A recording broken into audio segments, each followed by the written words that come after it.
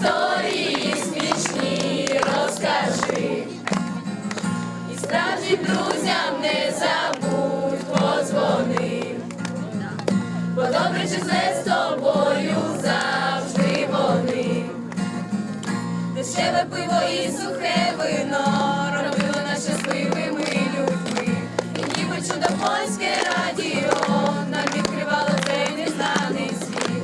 Ми жили в цілях ніби то був сон, і можна бути вічно молодим, а залишився тільки цей альбом, а мрії розлетілися як дим.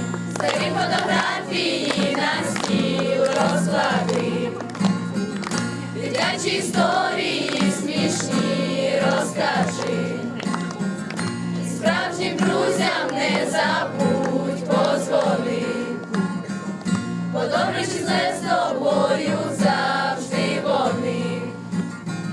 Старі фотографії на стіл розклади, дитячі історії смішні